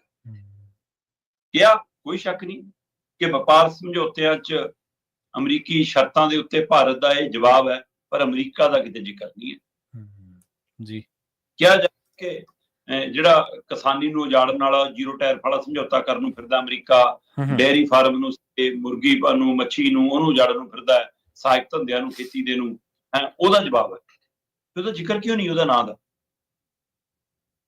ਜੋ ਕਰਨਾ ਚਾਹੁੰਦਾ ਤੁਸੀਂ ਉਹਨੂੰ ਤਾਂ ਕਟਹਿਰੇ 'ਚ ਖੜਾ ਕਰੋਗੇ ਨਾ ਕਿ ਕੌਣ ਕਰਨਾ ਚਾਹੁੰਦਾ। ਹਾਂਜੀ, ਤੇ ਇਸ ਲਈ ਇਹ ਤਰੀਕਾਕਾਰ ਤੇ ਸਵਾਲ ਖੜਾ ਹੈ ਕਿ ਨਰਿੰਦਰ ਮੋਦੀ ਨਾਂ ਲੈਣੋਂ ਕਤਰਾਉਂਦੇ ਨੇ। ਬਿਲਕੁਲ ਕਿਸਾਨਾਂ ਦੀ ਗੱਲ ਕੀਤੀ ਹੈ ਕਿਉਂਕਿ ਦੇਸ਼ 'ਚ ਮੁੱਦਾ ਬਣ ਗਿਆ ਕਿ ਇੱਕ ਪਾਸੇ ਮੈਂ ਸੋ ਕਾਲਡ ਸਾਡੇ ਰਾਸ਼ਟਰੀ मीडिया ਤਾਂ ਇੱਥੋਂ ਤੱਕ ਵਿਖਿਆਨ ਕਰ ਰਹੇ ਨੇ ਕਿ क्यों फिक्र करते हो जी, तो अमेरिका के लोगों के लिए महंगी हुई हैं वस्तुएं, ये 50% टैरिफ भी लगता है तो अमेरिका वाले लिए महंगी है, साडी अर्थव्यवस्था दे कोई असर नहीं। ये सियाणप है उन्हां कोल जी सही है। जे मुल्क दे लोग जदों मॉल चों समान खरीदण जाणगे, ਭਾਰਤੀ ਟੈਰਿਫ ਲੱਗਿਆ ਹੋਇਆ 50% ਵਾਲਾ ਸਮਾਨ ਰੈਕ 'ਚ ਪਿਆ ਹੋਊਗਾ, ਦੂਸਰੇ ਮੁਲਕ ਦਾ ਜਾਂ ਸਥਾਨਕ ਬਿਨਾਂ ਟੈਰਿਫ ਵਾਲਾ ਘੱਟ ਟੈਰਿਫ ਵਾਲਾ ਸਮਾਨ ਪਿਆ, ਸਸਤਾ ਖਰੀਦੂਗਾ ਕਿ ਮਹਿੰਗਾ? ਤੁਸੀਂ ਮਾਲ 'ਚ ਜਾ ਕੇ ਚੀਜ਼ਾਂ ਪੁੱਠੀਆਂ ਕਰ ਕਰਕੇ MSP ਕਿਉਂ ਪੜ੍ਹਦੇ ਹੁੰਦੇ ਹੋ? ਉਹਦੇ ਪਰ MRP ਕਿਉਂ ਪੜ੍ਹਦੇ ਹੋ? ਉਹਦੇ ਤੇ ਸਹੀ ਹੈ, ਪੜ੍ਹਦੇ ਹੋ ਕਿ ਕਿਹੜੀ ਚੀਜ਼ ਸਸਤੀ ਹੈ, ਤੇ ਅਗਲੇ ਵੀ ਪੜ੍ਹ ਕੇ ਚੱਕਣਗੇ। ਤੇ ਜਦੋਂ 1 ਮਹੀਨਾ ਤੁਹਾਡਾ ਸਮਾਨ ਨਾ ਚੱਕੋ, ਦੂਏ ਮਹੀਨੇ ਲਊਗਾ ਕੌਣ ਫਿਰ? ਤੇ ਫਿਰ ਮੁਸ਼ਕਲ ਕਿਹਦੇ ਲਈ ਹੈ? ਭਾਰਤੀਆਂ ਲੋਕਾਂ ਲਈ ਕਿ ਉਹਨਾਂ ਲਈ? ਜੀ ਭਾਰਤੀ ਕਾਰੋਬਾਰੀਆਂ ਲਈ ਕਿ ਉਹਨਾਂ ਲਈ? ਸੋ ਪਤਾ ਨਹੀਂ ਕਿੱਥੋਂ ਗਿਆਨ ਲਿਆਉਂਦੇ ਨੇ। ਸੋ ਉਹ ਲਗਾਤਾਰ ਟੈਰਿਫ ਵਧਾਉਣ ਦੀ, ਜੁਰਮਾਨਾ ਲਾਉਣ ਦੀ, ਇਹ ਧਮਕਾਉਣ ਦੀ ਗੱਲ ਕਰ ਰਿਹਾ ਤੇ ਸਾਡੇ ਵਾਲੇ ਉਹਦਾ ਨਾਂ ਲੈਣ ਤੋਂ ਕਤਰਾ ਰਹੇ ਨੇ। ਇਹ ਇਸ ਲਈ ਇੱਥੇ ਉੱਥੇ ਕਿਤੇ ਨਾ ਕਿਤੇ ਇਹ ਸਵਾਲ ਖੜਾ ਹੈ। ਉਹਨੇ ਤਾਂ ਫਿਰ ਕਹਤਾ ਕਿ ਹੋਰ ਸਖਤ ਪਾਬੰਦੀਆਂ ਦੇਖਣ ਨੂੰ ਮਿਲਣਗੀਆਂ ਜੀ, ਕਹਿੰਦਾ ਤਿਆਰ ਹੋ, ਕਹਿੰਦਾ ਹੈ ਨਾ। ਤੇ ਭਾਰਤ ਸਣੇ ਹੋਰ ਕਈ ਮੁਲਕਾਂ ਦੇ ਨਵਾਂ ਟੈਰਿਫ ਲਾਗੂ ਕਰਤਾ ਤੇ ਅਗਲੀ 21 ਦਿਨਾਂ ਦੀ ਪਲੱਸ 25% ਦੀ ਧਮਕੀ ਦਿੱਤੀ ਹੋਈ ਹੈ। ਸੋ ਪਰ ਮੋਦੀ ਜੀ ਸਭ ਕੁਝ ਬੋਲਦੇ ਆ, ਬਸ ਟਰੰਪ ਦਾ ਨਾਂ ਨਹੀਂ ਬੋਲਦੇ। ਜੀ ਬਿਲਕੁਲ। ਤੇ ਇਧਰ ਸੁਖਬੀਰ ਬਾਦਲ ਦੀ ਗੱਲ ਕਰੀਏ ਆਪਾਂ, ਸੁਖਬੀਰ ਬਾਦਲ ਹੁਣ ਕਿਆ ਤੋਂ ਮਾਫੀਆਂ ਮੰਗ ਰਹੇ ਨੇ ਜੀ? ਦੇਖੋ, ਸੁਖਬੀਰ ਸਿੰਘ ਬਾਦਲ ਇੱਕ ਇਹਦੇ ਹਾਮੀ ਬਣ ਰਹੇ ਨੇ। ਠੀਕ ਹੈ। ਉਹ ਇੱਕ ਤਾਂ ਉਹ ਚਾਹੁੰਦੇ ਨੇ ਕਿ ਜਿਹੜੇ ਭਰਾ ਮੈਨੂੰ ਛੱਡ ਕੇ ਗਏ, ਗੁੱਸੇ ਹੋ ਕੇ ਗਏ, ਉਹ ਵਾਪਸ ਕਰਦੇ। ਕੌਮ ਤੋਂ, ਪੰਜਾਬ ਤੋਂ, ਪੰਜਾਬੀਅਤ ਤੋਂ, ਸੰਗਤ ਤੋਂ, ਆਪਣੇ ਲੀਡਰਾਂ ਤੋਂ, ਵਰਕਰਾਂ ਤੋਂ ਪ੍ਰਕਾਸ਼ ਸਿੰਘ ਬਾਦਲ ਨੇ ਵੀ ਮਾਫੀ ਮੰਗੀ ਸੀ। ਸੁਖਬੀਰ ਸਿੰਘ ਬਾਦਲ ਨੇ ਆਪਣੇ ਪਿਤਾ ਦੇ ਭੋਗ ਤੇ ਵੀ ਮਾਫੀ ਮੰਗੀ ਸੀ। ਸੁਖਬੀਰ ਸਿੰਘ ਬਾਦਲ ਨੇ ਆਪਣੇ ਪਿਤਾ ਦੀ ਬਰਸੀ ਤੇ ਵੀ ਮਾਫੀ ਮੰਗੀ ਸੀ। ਜੀ ਸਹੀ ਹੈ। ਸੁਖਬੀਰ ਸਿੰਘ ਬਾਦਲ ਨੇ ਅਕਾਲੀ ਦਲ ਦੇ ਸਥਾਪਨਾ ਦਿਵਸ ਮੌਕੇ ਅੰਮ੍ਰਿਤਸਰ 'ਚ ਵੀ ਮਾਫੀ ਮੰਗੀ ਸੀ। ਤੇ ਸੁਖਬੀਰ ਬਾਦਲ ਇੱਕ ਵਾਰ ਫਿਰ ਉਹਨਾਂ ਗਰੁੱਪਾਂ ਤੋਂ ਜਿਹੜੇ ਅੱਡ ਹੋਏ ਨੇ, ਕਹਿੰਦੇ ਉਹਨਾਂ ਤੋਂ ਮੈਂ ਮਾਫੀ ਮੰਗਦਾ, ਫਿਰ ਮੰਗੀ ਜੀ। ਮਾਫੀਆਂ ਦੇ ਕੋਈ ਮਾਇਨੇ ਨਹੀਂ, ਕੋਈ ਅਰਥ ਨਹੀਂ। ਜੇ ਤੁਸੀਂ 2 ਦਸੰਬਰ ਵਾਲੇ ਹੁਕਮਨਾਮੇ ਹੂਬਹੂ ਮੰਨ ਲਏ ਹੁੰਦੇ, ਅਸਲੀ ਮਾਫੀ ਉਹ ਸੀ ਜਿਹੜੀ ਗੁਰੂ ਸਾਹਮਣੇ ਤੁਸੀਂ ਝੋਲੀ ਅੱਡ ਕੇ ਗੁਨਾਹ ਕਬੂਲੇ ਸੀ। ਜੇ ਉਸ ਹੁਕਮਨਾਮਿਆਂ ਤੇ ਖਰੇ ਉਤਰੇ ਹੁੰਦੇ, ਅੱਜ ਇਹ ਦਿਨ ਨਾ ਤੁਹਾਨੂੰ ਦੇਖਣਾ ਪੈਂਦਾ। ਸਹੀ, ਬਿਲਕੁਲ। ਪ੍ਰਵੀਨ ਜੀ, ਜੇ 2 ਦਸੰਬਰ ਵਾਲਾ ਹੁਕਮਨਾਮਾ ਸੁਖਬੀਰ ਤੇ ਉਹਦੇ ਧੜੇ ਨੇ ਮੰਨਿਆ ਹੁੰਦਾ, ਜੇ ਸੁਖਬੀਰ ਹੀ ਲੀਡਰ ਹੁੰਦਾ ਔਰ ਪ੍ਰਵਾਨ ਚੜਿਆ ਲੀਡਰ ਹੁੰਦਾ, ਪਤਾ ਨਹੀਂ ਸਲਾਹਕਾਰ ਮਾੜੇ ਸੀ ਜਾਂ ਅੰਦਰ ਡਰ ਇੰਨਾ ਸੀ। ਉਹ ਗਲਤੀ ਅੱਜ ਇੱਥੇ ਲੈ ਕੇ ਆ ਗਈ ਕਿ ਅੱਜ ਅਕਾਲੀ ਦਲ ਉਸ ਧੜੇ ਤੋਂ ਡਰਨ ਲੱਗਿਆ ਜਿਹਨਾਂ ਨੂੰ ਕਹਿੰਦੇ ਸੀ ਕਿ ਕੌਣ ਨੇ 5 ਜਾਣੇ ਫਿਰਦੇ ਨੇ ਫਰੀ ਜਾਣ। ਸਹੀ ਹੈ, ਬਿਲਕੁਲ। ਉੱਤੇ 5 ਸਿੰਘ ਸਾਹਿਬਾਨ ਦਾ ਪਾਇਆ ਹੋਇਆ ਮਤਾ, ਜਿਹਨੂੰ ਹੁਕਮਨਾਮਾ ਦਿਖਾਉਣ ਦੀ ਕੋਸ਼ਿਸ਼ ਹੋਈ। ਮੇਰੀ ਸਿੱਖ ਵਿਦਵਾਨਾਂ ਨਾਲ ਗੱਲ ਹੋਈ, ਕਹਿੰਦੇ ਹੁਕਮਨਾਮਾ ਨਹੀਂ ਆ, ਉਹ 5 ਸਿੰਘਾਂ ਦੀ ਬੈਠਕ 'ਚ ਪਿਆ ਮਤਾ ਹੈ ਜੀ। ਉਸ ਮਤੇ ਰਾਹੀਂ 2 ਦਸੰਬਰ ਦੇ ਹੁਕਮਨਾਮੇ ਨੂੰ ਢਾਹ ਲਾਈ ਜਾ ਰਹੀ ਹੈ। ਇਸ ਲਈ ਇਹ ਸਵਾਲ ਵੱਡਾ ਹੈ ਕਿ ਵੀ ਹੁਣ ਮਾਫੀ ਦੇ ਕੀ ਮਾਇਨੇ ਨੇ। ਜੀ ਜੀ ਸਹੀ ਹੈ। ਇਹ ਸੀਗਾ ਕਿ ਵੀ ਤੁਸੀਂ ਚੁੱਲ੍ਹਾ ਸਮੇਟ ਕੇ ਜੀ ਹੁਣ ਦੁਬਾਰਾ ਕਿਹਾ ਜੱਦਰ ਸਾਹਿਬ ਨੇ ਕਿ ਚੁੱਲ੍ਹੇ ਸਮੇਟ ਕੇ ਇਕੱਠੇ ਹੋਏ, ਇਸ ਲਈ ਮੈਂ ਸਭ ਨੂੰ ਸੱਦਦਾ ਵੀ ਫਿਰ ਸਮੇਟ ਕੇ ਤਾਂ ਨਵੀਂ ਲੀਡਰਸ਼ਿਪ ਚੁਣ ਹੋਣੀ ਸੀ, ਤੁਸੀਂ ਥੋੜਾ ਸੀ ਸਹੀ ਹੈ। ਡੈਲੀਗੇਟ ਬਣ ਕੇ ਦੁਬਾਰਾ ਆਉਣਾ ਸੀ ਨਾ ਤੁਸੀਂ, ਫਿਰ ਦੇਖਦੇ ਕੌਣ ਚੁਣ ਹੁੰਦਾ ਕੌਣ ਨਹੀਂ। ਤੁਸੀਂ ਤਾਂ ਧਾਰਮਿਕ ਸੇਵਾ ਵਾਲਾ ਪੱਖ ਮੰਨਿਆ, ਰਾਜਨੀਤਿਕ ਵਾਲਾ ਪੱਖ ਮੰਨਿਆ ਹੀ ਨਹੀਂਗਾ ਜੀ। ਤੇ ਹੁਣ ਤੁਸੀਂ ਜਾਓ ਮਾਫੀਆ, ਕਿਉਂਕਿ ਹੁਣ ਪਤਾ 11 ਤਰੀਕ ਨੂੰ ਨਵਾਂ ਅਕਾਲੀ ਦਲ ਬਣ ਜਾਣਾ। ਮੈਂ ਕਹਿੰਦਾ ਉਹਦਾ ਪੈਰ ਧਰਾ ਹੁੰਦਾ ਜਾਂ ਨਹੀਂ ਹੁੰਦਾ, ਉਹਦਾ ਦਬਦਬਾ ਬਣਦਾ ਜਾਂ ਨਹੀਂ ਬਣਦਾ, ਬਾਅਦ ਚੋਂ ਤੁਹਾਡੇ ਚ ਰਦਗੜ ਹੁੰਦਾ ਕਿ ਦੋਏ ਜਾ ਕੇ ਬੀਜੇਪੀ ਵਾਲੇ ਦਰਿਆ ਚ ਡਿੱਗਦੇ ਹੋ, ਬਾਅਦ ਦੀਆਂ ਗੱਲਾਂ। ਪਰ ਫਿਲਹਾਲ ਤੁਹਾਨੂੰ ਭੈ ਤਾਂ ਪੈ ਗਿਆ ਤੇ ਐਸਜੀਪੀਸੀ ਨੇ ਲਿਖਤੀ ਚਿੱਠੀ ਕਿ ਪੰਜ ਸਿੰਘ ਸਭਾ ਦੇ ਨਵੇਂ ਫੈਸਲੇ ਦੇ ਆਧਾਰ ਦੇ ਉੱਤੇ ਉਸ ਦੀ ਨਿਗਾਹ ਚ ਰੱਖਦੇ ਹੋਏ ਉਹਨੂੰ ਅਸੀਂ ਤੁਹਾਨੂੰ ਹਾਰ ਨਹੀਂ ਦੇ ਸਕਦੇ, ਤੁਸੀਂ ਤਾਂ ਅਕਾਲ ਤਖਤ ਸਾਹਿਬ ਦੀ ਨਾਂ ਦੀ ਵਰਤੋਂ ਕਰਕੇ ਰਾਜਨੀਤੀ ਚਮਕਾ ਰਣਜੀਤ ਸਿੰਘ ਤੋਂ ਇਨਕਾਰ ਕਰਤਾ ਜੀ। ਉਧਰ ਅਗਲਿਆਂ ਦੀ ਕੋਈ ਗੱਲ ਨਹੀਂ, ਅਸੀਂ ਪ੍ਰਧਾਨ ਤਾਂ ਆਪਣਾ ਚੁਣੇ ਲੈਣਾ, ਉਹ ਤੋਂ ਬਾਅਦ ਫਿਰ ਦਫ਼ਤਰ ਦਾ ਪੰਗਾ, ਰਜਿਸਟ੍ਰੇਸ਼ਨ ਦਾ ਪੰਗਾ, ਚੋਣ ਨਿਸ਼ਾਨ ਦਾ ਪੰਗਾ, ਉਹਦੀ ਉਹ ਮਾਫੀ ਮੰਗ ਰਹੀ ਹੈ ਜੀ। ਇਹ ਹੈ ਮਾਫੀ ਜੀ, ਬਿਲਕੁਲ। ਜਦੋਂ ਬੰਦਾ ਕਾਡਰ ਚੋਂ ਜਾਵੇ ਨਾ, ਜਦੋਂ ਬੰਦਾ ਜ਼ਮੀਨ ਤੋਂ ਉੱਠ ਕੇ ਜਾਵੇ ਤਾਂ ਉਹਨੂੰ ਜ਼ਮੀਨ ਦੇ ਲੋਕਾਂ ਦੇ ਨਾਲ ਸਿੱਝਣਾ ਕਿਵੇਂ, ਉਹਨਾਂ ਦੇ ਨਾਲ ਨਿਬੜਨਾ ਕਿਵੇਂ, ਉਹਨਾਂ ਨੂੰ ਨਾਲ ਤੋਰਨਾ ਕਿਵੇਂ ਆ, ਉਹਨਾਂ ਦੀਆਂ ਨਾਰਾਜ਼ਗੀਆਂ ਕਿਵੇਂ ਦੂਰ ਕਰਨੀਆਂ, ਉਹਨੂੰ ਪਤਾ ਹੁੰਦਾ। ਪਾਰਟੀਆਂ ਨੂੰ ਜ਼ਮੀਨ ਨਾਲ ਜੁੜੇ ਵਰਕਰ ਜਾਂ ਜ਼ਮੀਨ ਤੋਂ ਉੱਠੇ ਲੀਡਰ ਚਲਾਉਂਦੇ ਨੇ। ਜਦੋਂ ਪਰੋਸੀਆਂ ਪਰਸਾਈਆਂ ਮਿਲ ਜਾਂਦੀਆਂ, ਜਦੋਂ ਸਿਰਫ ਐਲਾਨ ਹੀ ਕਰਨਾ ਹੁੰਦਾ ਕਿ ਆਹ ਫਲਾਨਾ ਉਹਦਾ ਫਲਾਣੇ ਬੰਦੇ ਨੂੰ ਦਿੱਤਾ ਜਾਂਦਾ, ਉਦੋਂ ਫਿਰ ਉਹਨੂੰ ਜਿਹੜੀਆਂ ਦਿੱਕਤਾਂ ਹੁੰਦੀਆਂ ਉਹਨਾਂ ਤੋਂ ਵਾਕਿਫ ਨਹੀਂ ਹੁੰਦਾ। ਉਹਨੂੰ ਆਦਤ ਪੈ ਜਾਂਦੀ ਹੈ ਸੱਤਾ ਦੇ ਵਾਂਗੂ ਰਹਿਣ ਦੀ, ਸੱਤਾ ਦੇ ਵਾਂਗੂ ਵਿਚਰਨ ਦੀ, ਸੱਤਾ ਵਾਂਗੂ ਹੀ ਆਪਣੀਆਂ ਗੱਲਾਂ ਮਨਵਾਉਣ ਦੀ। ਫਿਰ ਕੋਈ ਰਾਹ ਨਹੀਂ ਬਚਦਾ। ਜਦੋਂ ਆਪ ਹੁਦਰੀ ਤੁਸੀਂ ਕਰਦੇ ਜਾਂਦੇ ਹੋ ਤਾਂ ਫਿਰ ਅਖੀਰ ਤੇ ਮਾਫੀਆਂ ਦਾ ਰਾਹ ਬਚਦਾ। ਕਿਉਂਕਿ ਇੱਕ ਸਮਾਂ ਇਹ ਜਿਹਾ ਹੁੰਦਾ ਜਦੋਂ ਸਿਆਣੇ ਕਹਿੰਦੇ ਨੇ ਵੀ ਡੁੱਲੇ ਬੇਰਾਂ ਦਾ ਕੁਛ ਨਹੀਂ ਗਿਆ, ਪਰ ਇੱਕ ਸਮਾਂ ਇਹ ਜਿਹਾ ਹੁੰਦਾ ਜਦੋਂ ਤੁਹਾਡੀ ਬੇਰ ਹੀ ਨਹੀਂ ਰਹਿੰਦੇ। ਉਹ ਡੁੱਲੇ ਰਹਿਣ ਚ ਆਪਾਂ ਕਿਸੇ ਵੀ ਰਹਿਣ, ਉਹ ਕਿਰ ਜਾਂਦੇ ਨੇ, ਫਿਰ ਤੁਹਾਡੇ ਰਹਿੰਦੇ ਨਹੀਂ ਉਹ।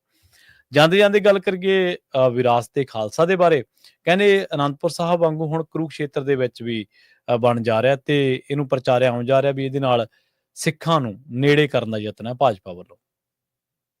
ਦੇਖੋ, ਭਾਰਤੀ ਜਨਤਾ ਪਾਰਟੀ ਬਾਰੇ ਆਪਾਂ ਕੱਲ ਵੀ ਗੱਲ ਕਰ ਰਹੇ ਸੀ ਕਿ ਉਹਨਾਂ ਨੇ ਆਪਣਾ ਤਰੀਕਾਕਾਰ ਬਦਲਿਆ ਜੀ। ਹੁਣ ਉਹ ਜੱਟ ਤੇ ਕਿਸਾਨਾਂ ਨੂੰ ਸ਼ਾਇਦ ਨੇੜੇ ਲਾਉਣਾ ਚਾਹੁੰਦੀ ਹੈ, ਇਸੇ ਲਈ ਕਿਸਾਨ ਮੁੱਦੇ ਤੇ ਉਹ ਕਾਫੀ ਵੱਡੇ ਪੱਧਰ ਤੇ ਉਸਨੇ ਇਹਦੀ ਤਿਆਰੀ ਰੋਡ ਮੈਪ ਵੀ ਬਣਾ ਲਿਆ, ਪੈਦਲ ਮਾਰਚ ਵੀ ਕਰਨਾ, ਲੈਂਡ ਤੇ ਲੜਾਈ ਵੀ ਲੜਨੀ ਹੈ, ਇਹ ਸਾਰਾ। ਦੂਸਰੇ ਪਾਸੇ ਉਹ ਸਮੁੱਚੇ ਸਿੱਖ ਭਾਈਚਾਰੇ ਨੂੰ ਵੀ, ਜਿਹੜੇ ਕਿਸਾਨਾਂ ਤੋਂ ਬਾਹਰ ਜਾ ਕੇ ਵੀ ਸਿੱਖ ਨੇ, ਉਹਨਾਂ ਨੂੰ ਵੀ ਨੇੜੇ ਲਾਉਣਾ ਚਾਹੁੰਦੀ ਹੈ। ਇਹ ਤੋਂ ਇਲਾਵਾ ਨਾਇਬ ਸਿੰਘ ਸੈਣੀ ਨੂੰ ਵਿਸ਼ੇਸ਼ ਟਾਸਕ ਮਿਲੀ ਹੈ। ਨਾਇਬ ਸਿੰਘ ਸੈਣੀ ਭਾਈਚਾਰੇ ਚੋਂ ਆਉਂਦੇ ਨੇ ਔਰ ਪੰਜਾਬ 'ਚ ਚੰਗਾ ਸੈਣੀ ਭਾਈਚਾਰਾ, ਉਹ ਸਿੱਖੀ 'ਚ ਵੀ ਆ, ਉਹ ਹਿੰਦੂ 'ਚ ਵੀ ਹੈ ਜੀ। ਬਿਲਕੁਲ ਦੋਵੇਂ ਤਰ੍ਹਾਂ ਸੈਣੀ ਭਾਈਚਾਰਾ ਹੈਗਾ ਪੰਜਾਬ ਦੇ ਵਿੱਚ। ਤੇ ਬੈਲਟਾਪੁਰੀ ਜੇ ਆਪਾਂ ਦੇਖੀਏ ਤਾਂ ਮਤਲਬ ਰੋਪੜ, ਅਨੰਦਪੁਰ ਸਾਹਿਬ ਤੇ ਇੱਧਰ ਨਵਾਂ ਸ਼ਹਿਰ, ਗੜਸ਼ੰਕਰ, ਸੋ ਬਾਕੀ ਥਾਵਾਂ ਤੇ ਚਲੋ ਹੈਗਾ। ਸੋ ਇਸ ਲਈ ਉਹ ਸੈਣੀ ਭਾਈਚਾਰੇ ਤੇ ਵੀ ਨਜ਼ਰ ਆ। ਤੇ ਨਾਇਬ ਸਿੰਘ ਸੈਣੀ ਦੇ ਕਹਿੰਦੇ ਲਗਾਤਾਰ ਪੰਜਾਬ 'ਚ ਗੇੜੇ ਵਧਾਉਣ ਦਾ ਹੁਕਮ ਹੋ ਗਿਆ ਉਹਨਾਂ ਨੂੰ ਕਿ ਆਪਣੀ ਹਾਜ਼ਰੀ ਜ਼ਿਆਦਾ ਵਧਾਓ, ਇਹਨਾਂ ਸ਼ਿਰਕਤ ਕਰੋ, ਸਮਾਗਮਾਂ ਜਾਓ। ਉਸੇ ਤਹਿਤ ਨਾਇਬ ਸਿੰਘ ਸੈਣੀ ਨੇ ਮਤਲਬ ਕਿ ਸਿੱਖ ਭਾਈਚਾਰੇ ਨੂੰ, ਹਰਿਆਣੇ ਦੇ ਸਿੱਖ ਭਾਈਚਾਰੇ ਦੇ ਹਵਾਲੇ ਨਾਲ ਪੰਜਾਬ ਦੇ ਸਿੱਖ ਭਾਈਚਾਰੇ ਨੂੰ ਖੁਸ਼ ਕਰਨ ਦੀ ਬੀਜੇਪੀ ਦੀ ਉਸ ਪਾਲਿਸੀ ਦੇ ਤਹਿਤ ਅੱਗੇ ਵਧੇ ਨੇ। ਚਲੋ ਮੈਂ ਕਹਿੰਦਾ ਕਿ ਇਸ ਲਾਲਸਾ ਵਾਸਤੇ ਜੇ ਹੋ ਰਿਹਾ, ਸਮਾਜ ਦਾ ਕੁਝ ਕਰਨ ਦਾ ਸੋਚਦੇ ਨੇ, ਹੈ ਨਾ। ਤੇ ਹੁਣ ਉਹਦੇ ਵਿੱਚੋਂ ਕਿਹਾ ਜਾ ਰਿਹਾ ਕਿ ਕੁਰੂਕਸ਼ੇਤਰ ਦੇ ਵਿੱਚ ਜਿਹੜਾ ਹਿੰਦੂ ਧਰਮ ਦੇ ਹਵਾਲੇ ਨਾਲ ਵੱਡਾ ਸਥਾਨ ਹੈ, ਜਿੱਥੇ ਮਹਾਭਾਰਤ ਹੁੰਦੀ ਹੈ, ਗੀਤਾ ਉਪਦੇਸ਼ ਹੁੰਦਾ ਹੈ, ਉਸ ਹੀ ਮਤਲਬ ਕਿ ਗੁਰੂ ਰਵਿਦਾਸ ਜੀ ਨੂੰ ਲੈ ਕੇ ਉਹਨਾਂ ਨੇ 5 ਏਕੜ ਥਾਂ ਚੁਣੀ ਹੈ, ਜਿੱਥੇ ਗੁਰੂ ਰਵਿਦਾਸ ਜੀ ਦਾ ਅਜਾਇਬ ਘਰ, ਉਹਨਾਂ ਦੀਆਂ ਸਿੱਖਿਆਵਾਂ ਨੇ, ਉਹਨਾਂ ਨੂੰ ਪ੍ਰਚਾਰਨ ਪ੍ਰਸਾਰਨ ਲਈ, ਤੇ ਨਾਲ ਹੀ ਭਵਨ ਹੈ ਨਾ, ਉਹ ਉਸਾਰਨ ਦਾ ਫੈਸਲਾ ਕੀਤਾ। ਇਸੇ ਤਰ੍ਹਾਂ ਕੁਰੂਕਸ਼ੇਤਰ ਦੇ ਖੇਤਰ 'ਚ 3 ਏਕੜ ਦੇ ਵਿੱਚ ਸਿੱਖ ਅਜਾਇਬ ਘਰ ਦੇ ਰੂਪ 'ਚ ਵਿਰਾਸਤ-ਏ ਖਾਲਸਾ ਵਾਂਗ ਹੀ, ਜਿਵੇਂ ਅਨੰਦਪੁਰ ਸਾਹਿਬ ਦੇ ਵਿਰਾਸਤ-ਏ ਖਾਲਸਾ ਬਣਿਆ, ਜਿਹਨੂੰ 8ਵਾਂ ਅਜੂਬੇ ਦੇ ਨਾਂ ਤੇ ਮਸ਼ਹੂਰ ਹੋਇਆ ਸੀਗਾ, ਉਸ ਤਰ੍ਹਾਂ ਵਿਰਾਸਤ-ਏ ਖਾਲਸਾ ਦੀ ਤਰਜ਼ ਦੇ ਉੱਤੇ ਕੁਰੂਕਸ਼ੇਤਰ 'ਚ ਵੀ ਵਿਰਾਸਤ-ਏ ਖਾਲਸਾ ਬਣਾਉਣ ਦੀ ਕਵਾਇਦ ਹੈ। ਸੋ ਇਸ ਨੂੰ ਸਿੱਖੀ ਦੇ ਨੇੜੇ ਜਾਣ ਦੀ ਕਵਾਇਦ ਵਜੋਂ, ਕਿਉਂਕਿ ਰਾਜਨੀਤਿਕ ਧਿਰਾਂ ਜੇ ਕੁਝ ਸਵਿਰਤਾ ਨਾਲ ਵੀ ਕਰਨਾ ਤਾਂ ਵੀ ਦੇਖੀ ਜਾਂਦੀ ਹੈ। ਸਹੀ ਬਿਲਕੁਲ, ਤਾਂ ਅਰਥ ਸਮਝਣ ਦੀ ਕੋਸ਼ਿਸ਼ ਹੁੰਦੀ ਹੈ, ਚਾਹੇ ਉਹਦੇ ਪਿੱਛੇ ਕੋਈ ਮਨਸ਼ਾ ਨਾ ਵੀ ਹੋਵੇ। ਤੇ ਇਸ ਲਈ ਰਾਜਨੀਤਿਕ ਧਿਰਾਂ ਦੇ ਹਰ ਪਹਿਲੂ ਦੇ, ਹਰ ਕਦਮ ਦੇ ਰਾਜਨੀਤਿਕ ਅਰਥ ਹੁੰਦੇ ਨੇ। ਵੈਸੇ ਵੀ ਸੱਚਾਈ ਤਾਂ ਇਹ ਵੀ ਹੈ ਪ੍ਰਵੀਨ ਜੀ ਕਿ ਹੁਣ ਸੱਤਾਧਾਰੀ ਧਿਰ ਜਿਹੜੀ ਵੀ ਸੱਤਾ ਚਾਹੁੰਦੀ ਹੈ, ਉਹ ਲੋਕ ਹਿੱਤੀ ਯੋਜਨਾਵਾਂ ਬਣਾ ਕੇ ਅੱਗੇ ਨਹੀਂ ਵੱਧਦੀ, ਉਹ ਵੋਟ ਹਿੱਤੀ ਯੋਜਨਾ ਬਣਾ ਕੇ ਅੱਗੇ ਵੱਧਦੀ ਹੈ। ਮਤਲਬ ਤੁਸੀਂ ਹਰ ਸਮੇਂ ਚੋਣ ਮੋੜ 'ਚ ਰਹਿ ਰਹੇ ਹੋ ਕਿ ਆਹ ਫੈਸਲੇ ਦਾ ਅਸਰ ਲੋਕਾਂ ਤੇ ਕੀ ਜਾਊ, ਸਾਡੀ ਵੋਟਾਂ ਤੇ ਕੀ ਜਾਊ, ਕਿਸ ਨਾਲ ਜਾਣ ਘੱਟ ਨਾ ਜਾਣ। ਸੋ ਇਸ ਲਈ ਇਸ ਨੂੰ ਵੀ ਇਸ ਨਜ਼ਰੀਏ ਤੋਂ ਦੇਖਿਆ ਜਾ ਰਿਹਾ ਕਿ ਸਿੱਖ ਵੋਟਾਂ ਨੂੰ ਹਥਿਆਉਣ ਦੇ ਲਈ ਬੀਜੇਪੀ ਇਸ ਪੈਂਤੜੇ ਤੇ ਜਾ ਰਹੀ ਹੈ। ਚਲੋ ਇਸ ਵਾਰ ਨਹੀਂ ਸੀ, ਕੁਝ ਕਰਨ ਤਾਂ ਜਾ ਰਹੀ ਹੈ। ਜੀ ਬਿਲਕੁਲ। ਤੇ ਸ਼ਰਮਾ ਜੀ, ਇਹਨਾਂ ਖਾਸ ਖਬਰਾਂ ਤੇ ਖਾਸ ਜਾਣਕਾਰੀਆਂ ਦੇ ਲਈ ਤੁਹਾਡਾ ਬਹੁਤ ਬਹੁਤ ਧੰਨਵਾਦ ਜੀ। ਸਤਿ ਸ਼੍ਰੀ ਅਕਾਲ ਜੀ। ਪ੍ਰੋਗਰਾਮ ਖਬਰ ਤੇ ਨਜ਼ਰ ਨੂੰ ਆਪਾਂ ਇੱਥੇ ਸਮਾਪਤ ਕਰਾਂਗੇ। ਤੁਹਾਡਾ ਸਾਰਿਆਂ ਦਾ ਵੀ ਬਹੁਤ ਧੰਨਵਾਦ। ਸਤਿ ਸ਼੍ਰੀ ਅਕਾਲ। ਜੁੜੇ ਰਹੋ ਪੰਜਾਬੀ ਰੇਡੀਓ USA।